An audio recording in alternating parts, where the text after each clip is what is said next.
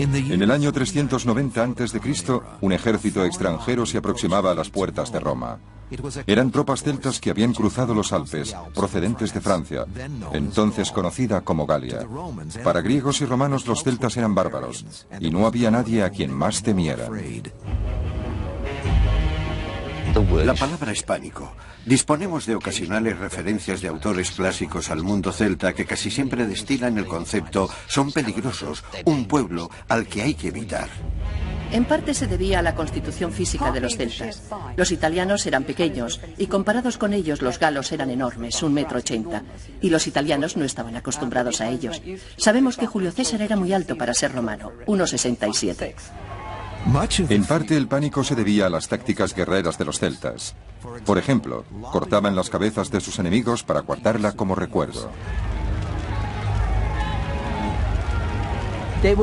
Se quedaban.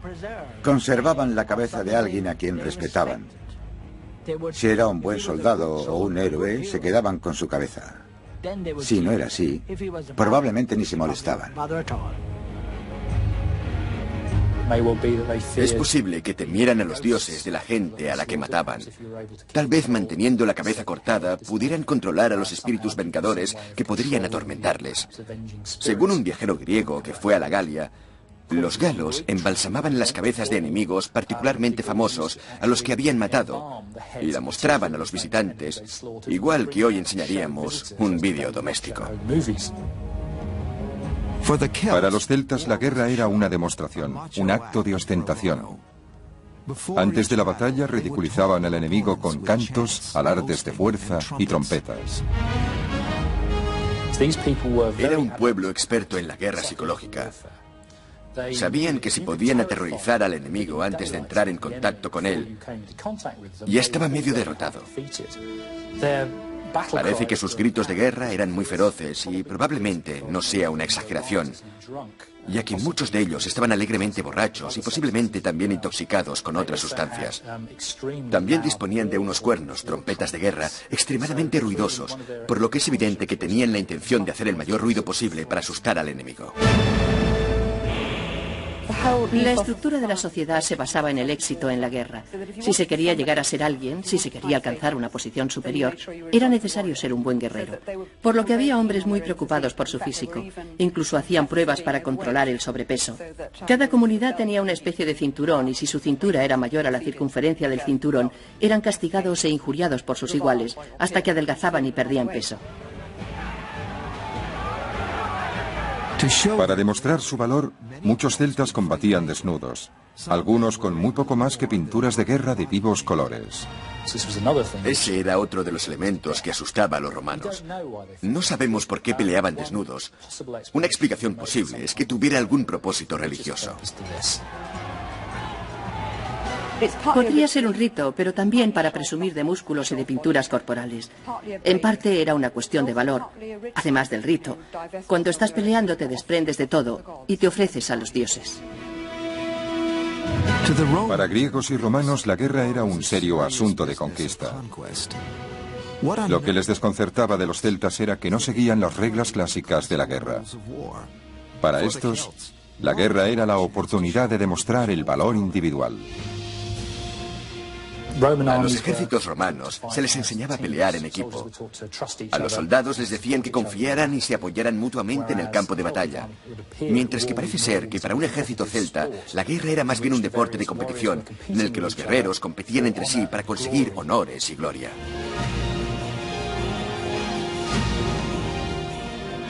Cuando en el año 390 a.C.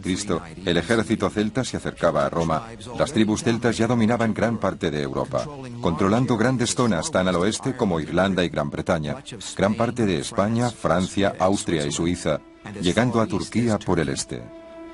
Pero no existía el imperio celta porque no era un pueblo unificado. Los celtas estaban formados por tribus individuales que compartían una cultura similar, elementos tales como la lengua, el arte y un espíritu libre. Un planteamiento ante la vida, el arte y la religión. Y no hay duda de que los celtas tenían un planteamiento característico ante la vida de evidente despreocupación. Estos pueblos que vivían en tierras tan distintas como Irlanda, España o Turquía, probablemente no mantenían un contacto directo entre ellos, pero su cultura y su lengua eran similares, y en algunos casos también su arte.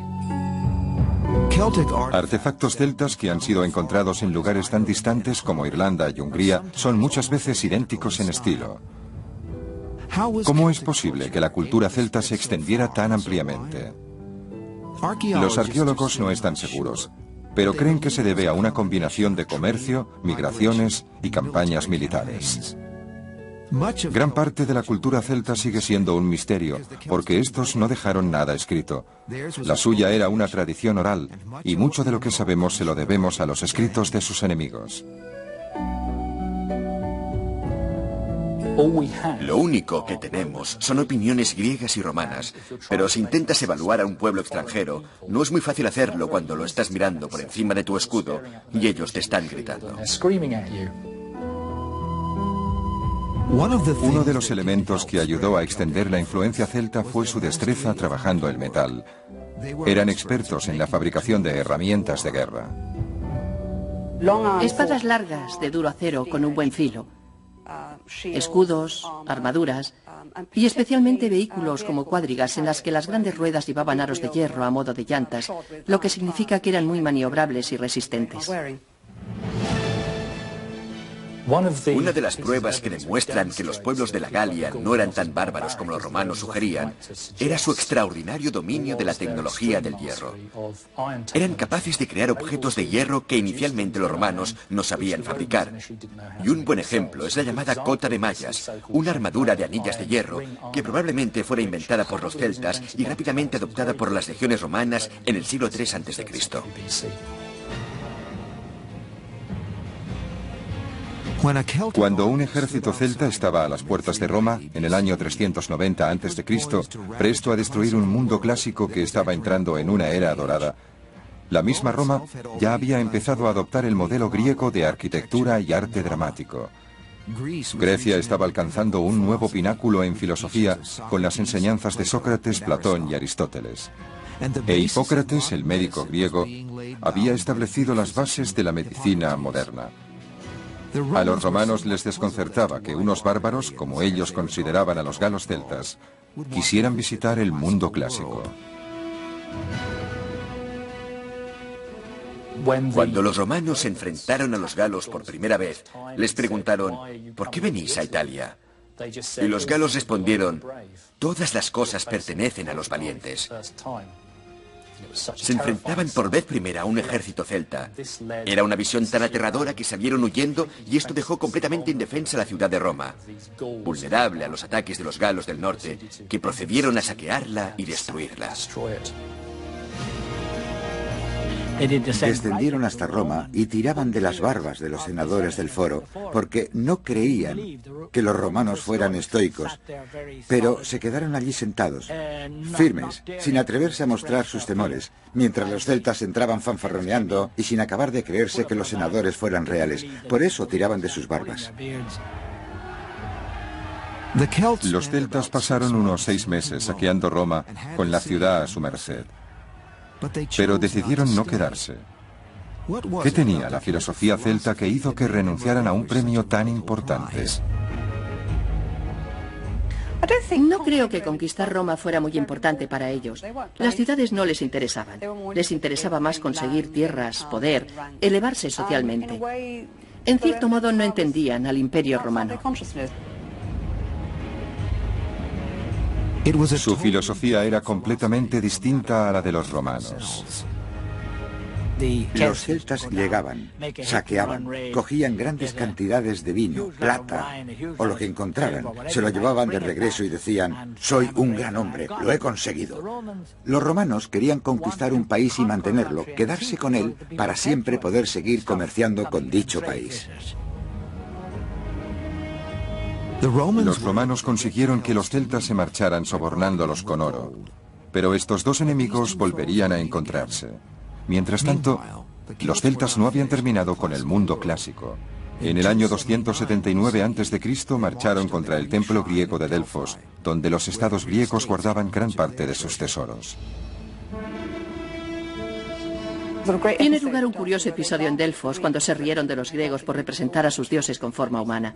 Miraron las estatuas y los consideraron muy ingenuos por creer que los dioses tenían aspecto humano. Pero los griegos invocaron a sus dioses para que los protegieran de los celtas y estos no les defraudaron. Hubo tormentas de nieve y terremotos, y los celtas de la Galia se retiraron perplejos. Los dioses enviaron señales de presagios para atacar a los galos, quienes ya no podían entenderse mutuamente y empezaron a pelear entre ellos. Lo que los griegos dijeron es que el dios Pan creó dicha confusión entre ellos, derivándose de él nuestra palabra pánico. A pesar de que los celtas y el mundo clásico habían llegado a ser unos grandes contrincantes en el campo de batalla, la verdad es que los celtas no deseaban vivir en ciudades como los griegos y los romanos. Los celtas exigieron 450 kilos de oro como rescate para abandonar Roma. Cuando los romanos protestaron por la cantidad, el caudillo celta añadió su propia espada de hierro a las balanzas, exclamando: ¡ay de los vencidos! Para los celtas, las grandes ciudades del mundo clásico eran objetivos para ser saqueados, pero no lugares en los que vivir. Los celtas eran un pueblo rural que frecuentemente iba de un sitio a otro. La palabra civilizado significa vivir en una ciudad, y las culturas griega y romana estaban basados en el urbanismo, en vivir en comunidades urbanas estrechamente unidas con todo lo que eso significa. Y por supuesto, los celtas era un pueblo rural que no estaba muy interesado en echar raíces ni en construir grandes estructuras. Por ello creo que el romano ignorante que no entendía a los celtas los consideraban toscos, salvajes y bárbaros. Cuando las tribus celtas no estaban peleando, cultivaban las tierras y vivían en pueblos como este. En el sur de Inglaterra, los arqueólogos han recreado una granja celta, con sus edificaciones, sus animales y sus cultivos, los elementos que conformaban la vida celta hace más de 2000 años. Eran los granjeros quienes financiaban las campañas de los guerreros. Es una sociedad jerarquizada, con un caudillo en la cúspide y bajo él, y no necesariamente para que ese caudillo siga ocupando su lugar, se encuentra la aristocracia guerrera. Bajo ella, la gente que genera el dinero o la riqueza, que así lo prefiere, para que exista dicha aristocracia. Estamos hablando de los granjeros, los empresarios, los carreteros, la gente que comerciaba y producía esa economía excedente que permitía la existencia de la aristocracia. Los celtas vivían principalmente en pequeños pueblos sin aplicar el concepto romano de estado. También, a diferencia de los romanos, que construían con piedra, los celtas lo hacían con madera, barro y paja, por lo que muy pocas construcciones han sobrevivido hasta nuestros días. Pero los arqueólogos que han reconstruido las edificaciones celtas dicen que muestran una gran complejidad. Cuando se analizan las grandes casas circulares considerando su forma arquitectónica, se llega a la conclusión de que son mucho más complejas, tanto en concepto como en su ejecución, que construir un gran templo de piedra. Creo que son muy superiores, pero utilizaron unos medios diferentes. Utilizaron madera con la que crearon grandes estructuras, edificaciones domésticas con una superficie de 190 metros cuadrados. Para cubrir una casa con un diámetro de casi 20 metros, estamos hablando de 16 toneladas de paja, y eso solo para cubrir el tejado. Tal vez la edificación más importante de un pueblo celta fuera el salón de banquetes, en el que los guerreros satisfacían su pasión por la comida y la bebida. Tenemos que imaginar esta gran casa circular, con el fuego en el centro y tal vez un cerdo o un buey asándose en ese fuego central, y a su alrededor los guerreros en orden ascendiente, desde la puerta hasta el jefe, quien se sentaba frente a la puerta ocupando la posición de mayor influencia. Con relación a la comida, lo más importante entre los celtas era la porción del héroe. La porción del héroe era el mejor trozo de carne y se daba al héroe. Provocaba muchas disputas, ya que era frecuente que dos guerreros se desafiaran para saber quién se quedaría con la porción del héroe. Todo el mundo gritaba, apartaban las mesas y parecía que en el salón se celebraba un duelo, seguramente a muerte. Con esto puede entenderse por qué los griegos y los romanos se lo pensaran dos veces antes de invitar a los galos a comer. Los escritores clásicos constantemente criticaban a los celtas por no diluir el vino concentrado de la época. No se molestaban en diluirlo, ya que lo bebían para alcanzar lo más rápidamente posible un estado de parálisis. Esa es una de las razones por la que este pueblo fuera considerado como bárbaro. Aunque la pasión de los celtas era la uva, su especialidad fueron los cereales. Los granjeros celtas, especialmente en Inglaterra, estaban entre los más avanzados de su tiempo. Los granjeros celtas que estuvieron aquí en el primer milenio antes de Cristo ya producían no solo lo suficiente para vivir, sino un excedente para exportar al continente. César nos dice que exportaban cereales y pieles al continente antes de que los romanos interfirieran en la zona. Las semillas que encontramos en las tumbas de los faraones, por ejemplo, son exactamente las mismas que cultivaban los celtas, pero estos lo hacían mejor. Si comparamos los resultados de nuestros programas de investigación aquí en la granja con los tiempos modernos, y para ello remontarnos a antes de la Revolución Química en 1950-1960, cuando los productos químicos tuvieron su gran impacto en la agricultura, los resultados nos dan 600 kilos por hectárea, que es mucho más de lo que se conseguía en 1950 como promedio nacional del Reino Unido. A pesar de que los celtas generalmente vivían en pequeños pueblos, podían unirse por razones concretas. Construyeron cientos de castros por toda Europa. El de Maiden Castle, cerca de Dorchester, en Inglaterra, fue construido alrededor del año 500 a.C. para protegerse de otros guerreros e incluso es posible que de otros celtas. Tiene una extensión de unas 40 hectáreas y sus enormes defensas se esculpieron en las colinas. Fue construido sin la ayuda de ninguna tecnología sofisticada. Este pueblo disponía de unas herramientas de hierro muy eficaces con las que cortaban la piedra de creta de las colinas y trasladaban la tierra en pequeñas cantidades, en cestas. La construcción de estos castros se fue desarrollando a lo largo de 400 o 500 años. No solo les preocupaba defenderse de sus enemigos, sino también impresionar a las otras comunidades e incluso a ellos mismos con su gran poder. Los castros no solo les ofrecían protección, sino también un lugar en el que vivir y almacenar el grano. Por el año 200 a.C., este castro tendría más o menos el mismo aspecto que en la actualidad, pero su interior estaría cubierto por aquí con grandes casas de techos cónicos y muchas instalaciones para almacenar los productos agrícolas. Pero los castros como el de Maiden Castle también fueron construidos por otras razones. Los arqueólogos creen que también eran monumentos religiosos. No hay duda de que un lugar como este tenía una importante función religiosa. Por ejemplo, resulta interesante y curioso que muchos de estos asentamientos de la Edad de Hierro, no solo los castros, sino también pequeñas alquerías, tuvieran su entrada orientada al este. Esto sugiere que el trazado de incluso las grandes construcciones, como los castros, respondía a algún tipo de código religioso o normas que en la actualidad solo podemos suponer. ¿Cuáles eran las creencias religiosas de los celtas? Exploraremos su mundo de dioses, templos y sacrificios humanos, y sus oscuros sumos sacerdotes, los druidas.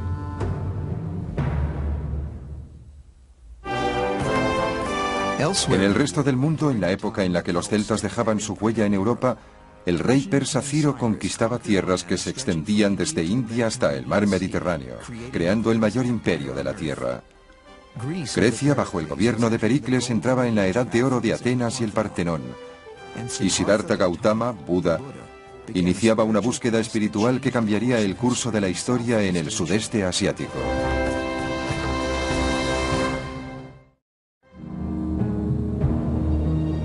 Frente a la costa oeste de Irlanda se encuentran las Islas Aran, donde pueden verse una serie de misteriosas estructuras orientadas hacia el mar.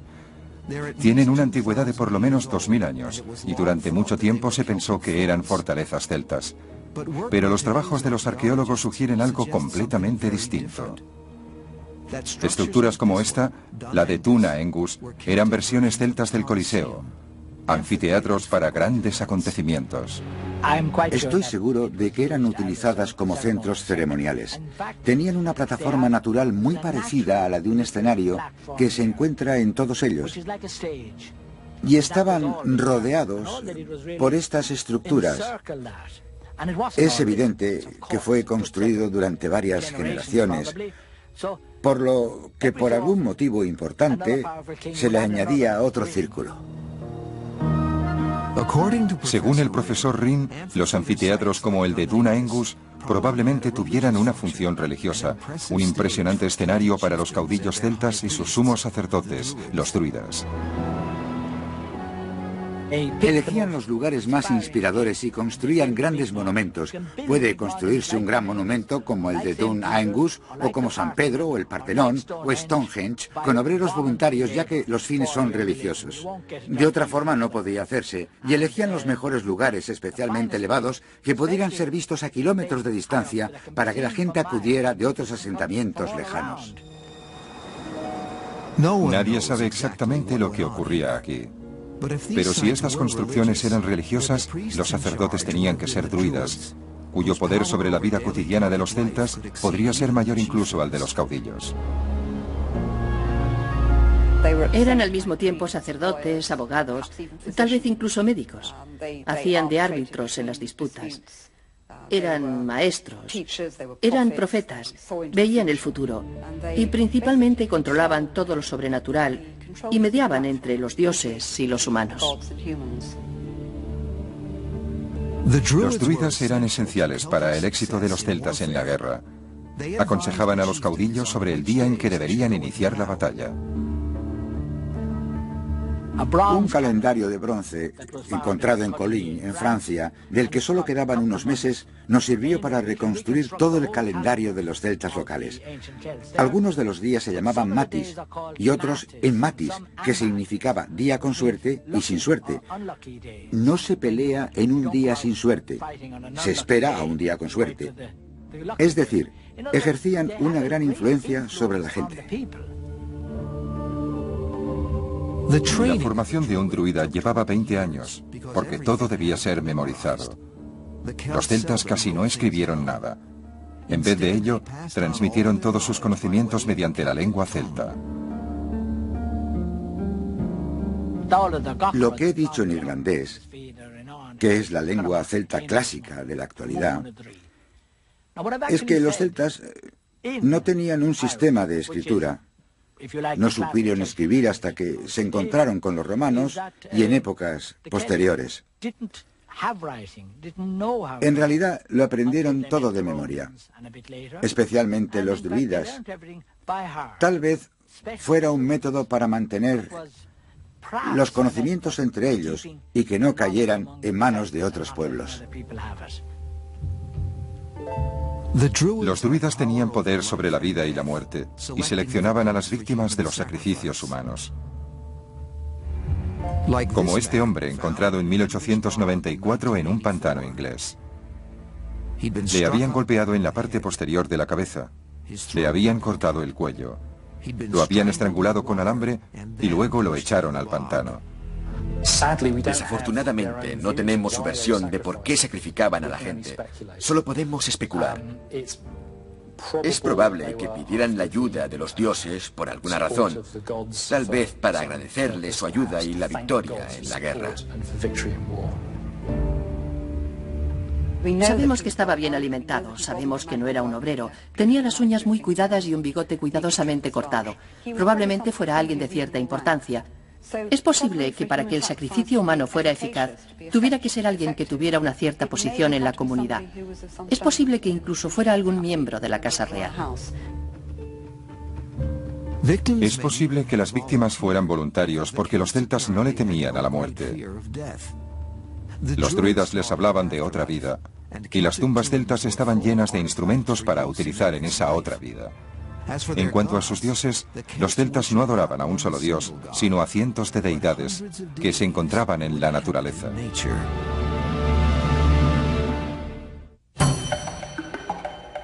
A veces los celtas abrían el vientre de los prisioneros capturados para que los druidas pudieran predecir el futuro basándose en las condiciones de los intestinos.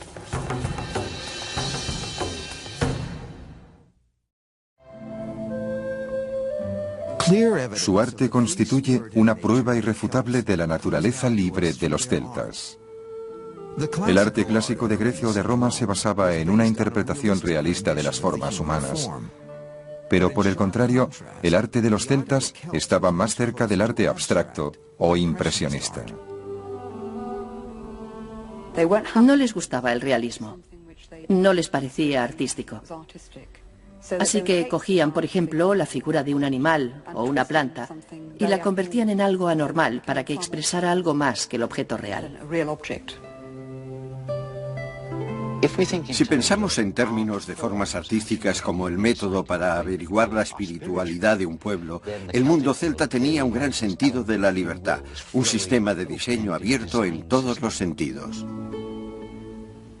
Siempre creyeron que podían hacerlo mejor que Dios. Él creó un hombre bueno.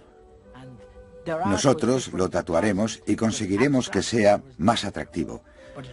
Su arte era diferente porque era abstracto, decorativo. Pero fue la primera expresión artística auténtica. El arte por el arte, no el de los Alpes. Y eso es muy importante. Es precioso, realmente precioso. El arte celta refuta la afirmación del mundo clásico de que los celtas eran unos bárbaros. Algunos de los escritores griegos y romanos, en particular el griego Polibio, dijeron que los galos no tenían ningún arte y los objetos que estos producían carecían de valor, porque su sentido estético era muy diferente. Creo que constituye una de las grandes tradiciones artísticas de Europa. Puede compararse con cualquiera de las grandes formas artísticas europeas. Es muy profundo, es extremadamente hábil y los artistas modernos que intentan reproducir algunos de sus diseños les parece muy difícil. Los contrastes entre los celtas y los romanos iban más allá del arte, llegando al campo de batalla. Un ambicioso general romano invadiría las tierras de los celtas buscando mejorar su reputación a base de la sangre celta. Se llamaba Julio César. El poder militar celta había alcanzado su cúspide alrededor del año 300 a.C. Pero en el año 60 a.C. los celtas ya no eran el poder más temido de Europa. Ahora ese título pertenecía a sus viejos enemigos, los romanos. Julio César, uno de los generales romanos con mayor futuro, sabía que necesitaba conquistas extranjeras para ganar fama, dinero y poder.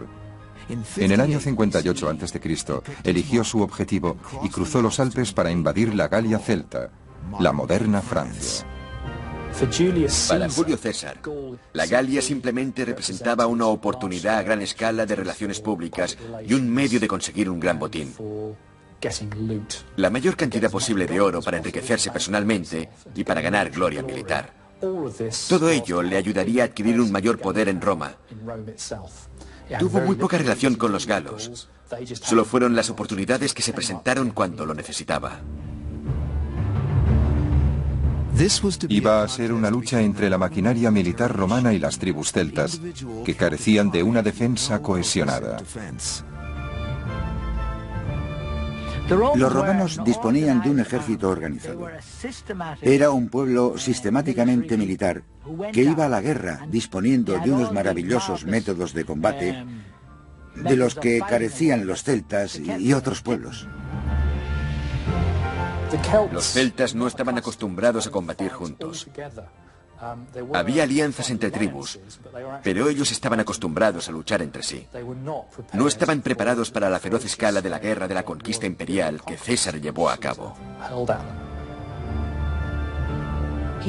César consiguió eliminarlos tribu por tribu. Tenemos informes que muestran una crueldad increíble. Una tribu en concreto, los Nervi, que disponía de más de 5.000 guerreros, quedaron reducidos a 500 cuando César hubo terminado con ellos.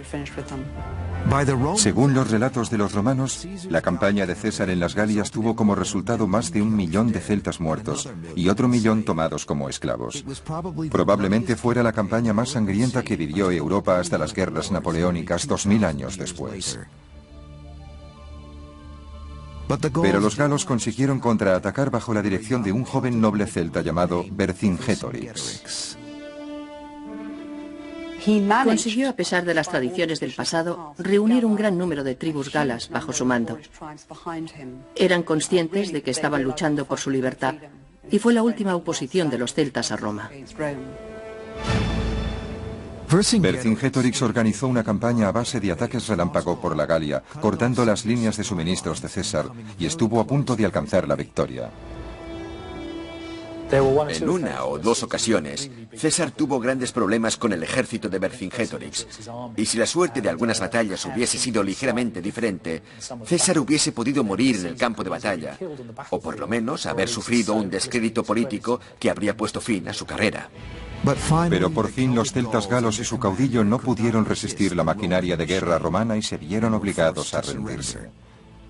Vercingetorix se convirtió en el prisionero de César. Se vio obligado, como era práctica común entre los romanos, a marchar encadenado en el desfile triunfal de Julio César en la ciudad de Roma, que celebraba su conquista de las Galias, y después fue ejecutado siguiendo el ritual. César también invadió Britania, otro baluarte celta, pero sin éxito. Sin embargo, un siglo después, en el año 43 de nuestra era, Claudio, el emperador romano, organizó una nueva campaña contra las islas. Los británicos opusieron una valiente resistencia contra la invasión romana, que probablemente consistiera en 40.000 soldados. Este fue el mayor ataque a través del canal en cualquier dirección antes del día D, en 1944. Los romanos, algunos montados en elefantes, que los británicos celtas no habían visto nunca, avanzaron por el sur de Britania, atacando pueblos y castros como el de Maiden Castle. Defensas como estas no plantearían un gran problema para los romanos. Evidentemente sufrirían algunas bajas atacando una fortaleza así, pero yo diría que tardarían solo un día para entrar en ella, utilizando artillería y quemando las puertas. Los celtas del interior de la fortaleza se defendieron ferozmente, pero sin éxito. Intentarían evitar la entrada de las legiones lanzándoles jabalinas y piedras con honda desde lo alto del terraplén. Pero claro, los legionarios disponían de una gran protección. A principios del siglo XX fueron encontrados durante una excavación en Maiden Castle unos posibles restos del ataque romano. En algunos esqueletos aún estaban incrustadas puntas de lanza. No hay duda de que mucha de la gente enterrada en ese cementerio murió violentamente. Los cuerpos presentan cortes causados por espadas, otros siguen con las puntas de lanza en su cuerpo. Lo que no podemos demostrar con certeza es que las bajas fueran causadas por un ataque al castro. A pesar de la continuada resistencia, los romanos se hicieron fuertes en el sudeste de Britania, en la actualidad Inglaterra. Pero casi perdieron toda la provincia de Britania cuando provocaron a Boadicea, una reina celta. A diferencia de Roma, las mujeres celtas tenían derechos y poder. Las mujeres recibían un buen trato, gozaban de igualdad, disponían de autonomía dentro del matrimonio, aportaban dinero, podían poseer propiedades y obtenían dinero también. No afirmaría que las mujeres disfrutaban de un liberalismo y libertad absoluta, pero era mucho mayor que la del mundo clásico. Las mujeres celtas podían gobernar a tribus y comandar ejércitos en el campo de batalla. Una de las cosas que decían los romanos es que no les iba nada mal contra un celta hasta que aparecía su mujer. Parece que algunas de las mujeres celtas eran muy buenas en el campo de batalla. Cuando Boadicea se negó a entregar el control de sus tierras a los romanos, los soldados romanos la flagelaron y violaron a sus dos hijas. Las acciones de los capitanes romanos fueron tan brutales e irritaron tanto a los celtas que provocaron una explosión de energía retenida y una gran agresividad, resistencia y resentimiento ante la presencia romana. Las tribus celtas reaccionaron de forma rápida y con fuerza, capitaneados por la reina Boadicea. Tenemos su descripción. Era extremadamente grande y feroz, con sus cabellos pelirrojos cayéndole en cascada hasta las rodillas y adornada con un gran collar de oro, con unos ojos penetrantes y una voz áspera. Capitaneó el ejército celta contra 3 ciudades romanas, incluyendo Londres, y las arrasó, matando a unos 70.000 romanos. Prácticamente borró la presencia romana. Ella y su ejército mataron a todos los que encontraron en su camino. Y si se excavara en cualquiera de estas ciudades, llegando hasta la era romana, se vería una gran capa negra de destrucción que se puede atribuir directamente a sus actividades.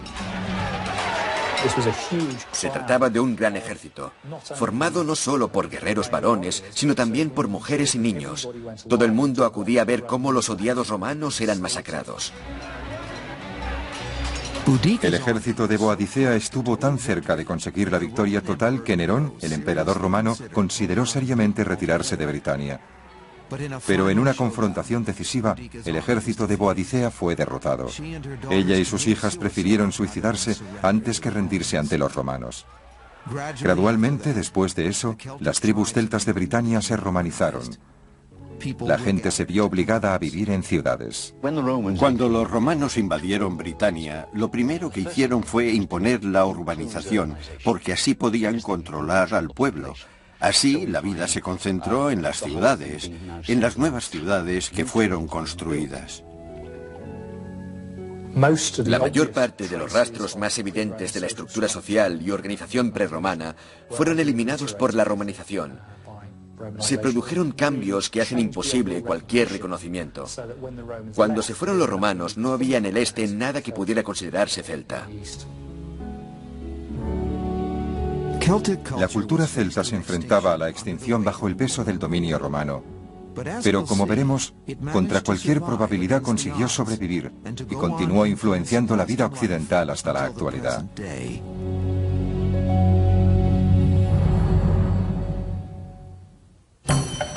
Las legiones romanas eran adiestradas para una férrea disciplina. Los legionarios podían ser apedreados hasta la muerte por cobardía en el campo de batalla, e incluso por quedarse dormidos estando de guardia. Los romanos dominaron Britania durante casi 400 años, y en las zonas en las que se asentaron, especialmente Inglaterra, la cultura celta desapareció. Pero las zonas que los romanos casi no tocaron, las escabrosas tierras de Gales, Escocia e Irlanda, la cultura celta siguió prosperando y seguía intacta cuando los romanos abandonaron Britania en el año 410. Los celtas de Irlanda y de Escocia siguieron siendo celtas, no fueron romanizados, y por ello siguieron con sus propias lenguas, sus formas artísticas y sobre todo con sus propias leyes. Apenas se habían marchado los romanos cuando se vieron amenazados por nuevos invasores, anglos y sajones, quienes llegaron para llenar el vacío dejado por los romanos. Uno de los guerreros celtas que se dice se opuso a ellos fue inmortalizado por la leyenda. Se llamaba Arturo. Se dice que tras una serie de batallas, retrasó el avance hacia el oeste de los anglosajones germánicos, y con ello ayudó a la supervivencia de los británicos occidentales, quienes, por supuesto, más tarde se convirtieron en los pueblos que nosotros conocemos como Gales y Cornualles.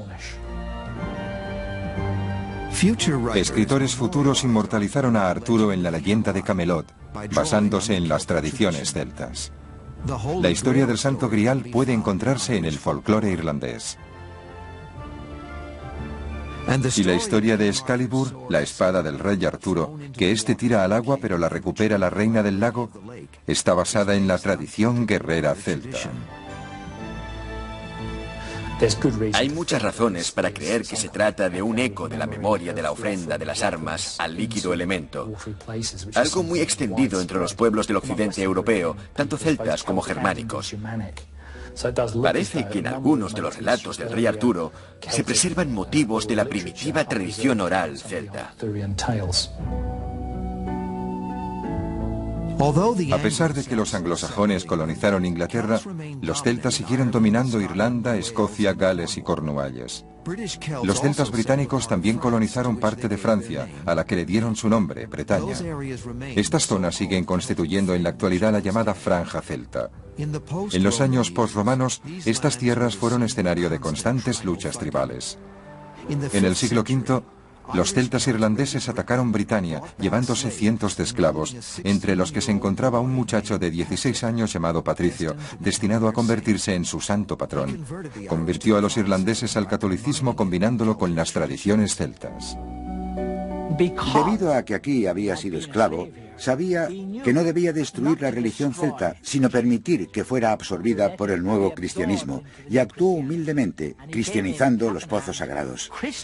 Tenemos más pozos sagrados en Irlanda que en ninguna otra parte del mundo, porque los pozos eran una fuente de agua adorada por los celtas. Los monjes irlandeses ocuparon el lugar de los druidas y fueron vitales para mantener viva la cultura celta, porque ellos fueron los primeros en transcribir el folclore celta.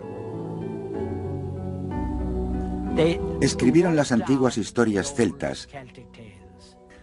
Incluso se dice que lo que escribieron era una ventana a la Edad de Hierro. Es decir, era una forma de observar el pasado más lejano.